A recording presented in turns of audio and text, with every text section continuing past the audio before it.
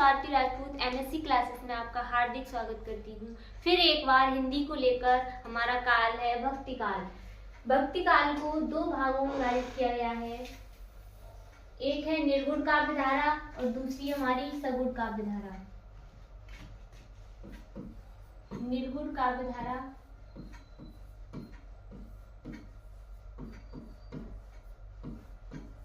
निर्गुण काव्य धारा और एक है हमारी सगुण काव्य धारा। सगुण काव्य धारा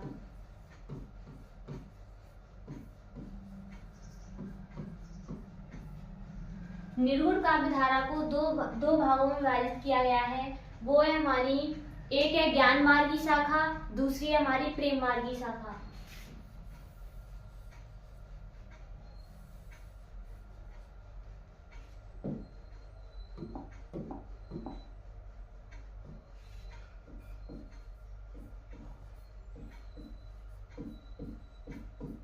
ज्ञान मार्गी शाखा, एक है हमारी प्रेम मार्गी शाखा।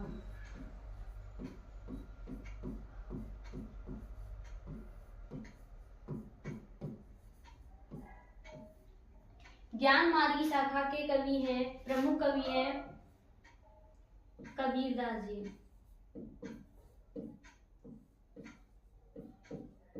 जिनकी रचना है बीजक।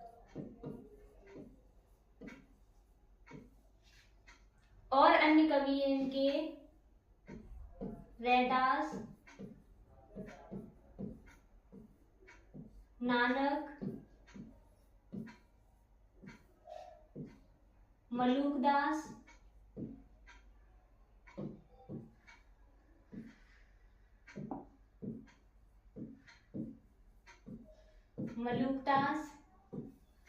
सुंदरदास।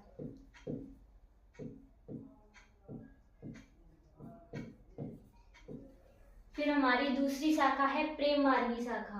प्रेम मार्गी शाखा के प्रमुख कवि हैं जायसी। जायसी की रचना है पद्मावत।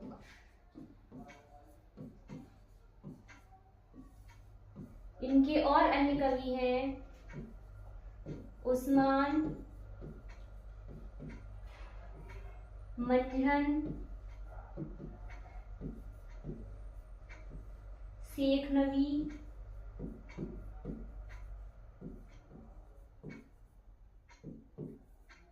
नूर मोहम्मद। ये प्रेम मार्गी शाखा के कवि हैं।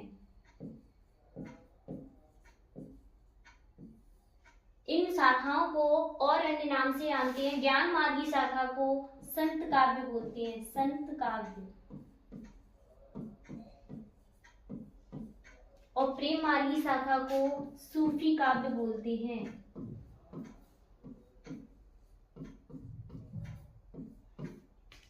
फिर है हमारी दूसरी धारा सगुण काव्य धारा। सगुण काव्य धारा सगुण काव्य धारा भी दो भागों में विभाजित है। राम भक्ति शाखा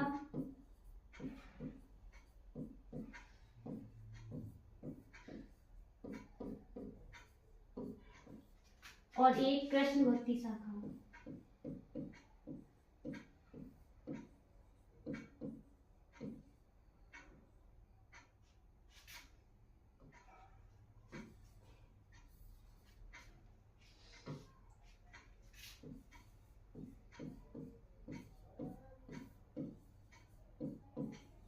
कृष्ण भक्ति शाखा। राम भक्ति शाखा के प्रमुख कवि हैं तुलसीदास। राम भक्ति शाखा के प्रमुख कवि हैं तुलसीदास, जिनकी रचना है रामचरितमानस। रामचरितमानस।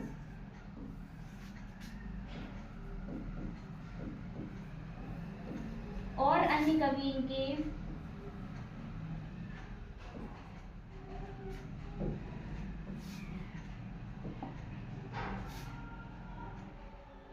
नरहरदास,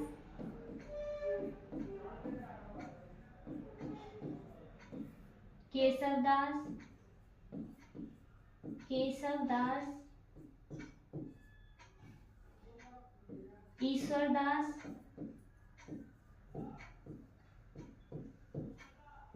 और नाभा दास।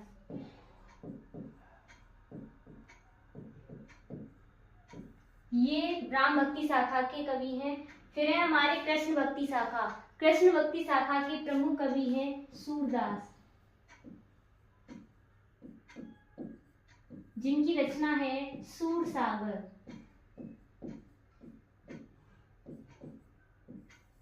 इनके और अन्य कवि हैं नंददास, कृष्णदास,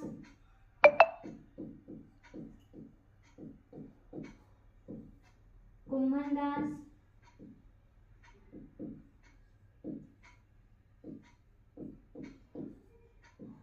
ये कृष्ण भक्ति शाखा के कवि हैं। भक्ति काल जो है ना वो दो भागों में विभाजित है, निर्गुण काव्य धारा और सगुण काव्य धारा। भक्ति काल है ना वो उसकी दो काव्य धारा है, निर्गुण काव्य धारा और एक है हमारी सगुण काव्य धारा। निर्गुण काव्य धारा में निराकार रूप की उपासना की गई है और सगुण काव्य धारा में ईश्वर के साकार रूप की, मूर्ति रूप की उपासना की गई है। तो ये निर्गुण काव्य धारा है ना, निर्गुण काव्य धारा को दो काव्य धारा में विभाजित किया गया है, ज्ञान मार्गी शाखा और प्रेम मार्गी शाखा। ज्ञान मार्गी शाखा को संत काव्य धारा बोलते हैं और प्रेम मार्गी शाखा को सूफी काव्य बोलते हैं। ज्ञान मार्गी शाखा के कवि हैं प्रमुख कबीरदास, जिनकी रचना है बीजक, और प्रेम मार्गी शाखा के प्रमुख कवि हैं मलिक मोहम्मद जायसी, जिनकी रचना है पद्मावत। ज्ञान मार्गी शाखा के जो कवि हैं वो हमारे हैं रैदास, नानक, मलुकदास और सुंदरदास। और प्रेम मार्गी शाखा के और भी जो कवि हैं वो हमारे उस्मान, मंझन, शेख नबी, नूर मोहम्मद। फिर है हमारी अगली काव्य धारा सगुण काव्य धारा। सगुण काव्य धारा में मूर्ति रूप की उपासना की गई है। इसमें राम भक्ति शाखा और दूसरी हमारी कृष्ण भक्ति शाखा। राम भक्ति शाखा में राम को आराध्य मानकर इन कवियों ने उन पर रचनाएं की हैं। कृष्ण भक्ति शाखा में कृष्ण को आराध्य मानकर अनेक कवियों ने उन पर रचनाएं की हैं। तो राम भक्ति शाखा में प्रमुख कवि हैं तुलसीदास, जिनकी रचना है रामचरितमानस। और भी जो कवि हैं वो हमारे नरहरदास, केशवदास, ईश्वरदास और नाभादास। और फिर है हमारी कृष्ण भक्ति शाखा। इसके प्रमुख कवि हैं सूरदास, जिनकी रचना है सूर सागर। फिर और कवि जो है वो है नंददास, कृष्णदास और कुम्भनदास। भक्ति काल की प्रमुख विशेषताएं, पहली है ईश्वर में आस्था।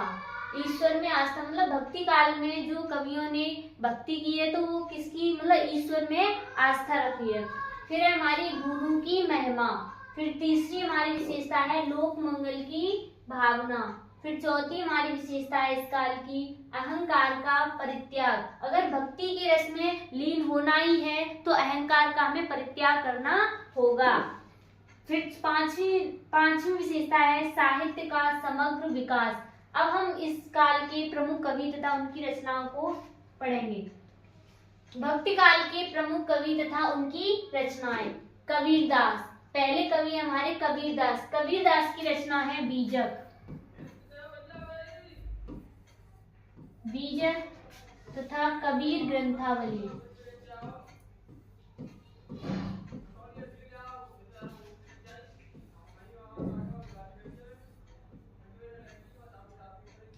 फिर है हमारे मलिक मोहम्मद जायसी। मलिक मोहम्मद जायसी की रचना है पद्मावत, अखरावट।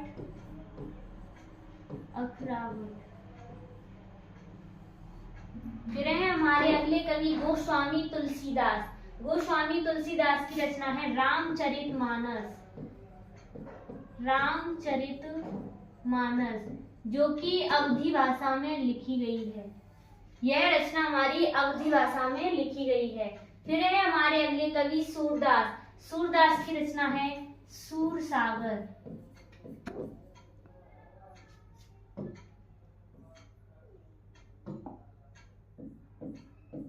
सूर सागर रचना ब्रज भाषा में लिखी गई है। शेष हम अगली क्लास में बताएंगे। आज के लिए इतना ही, धन्यवाद।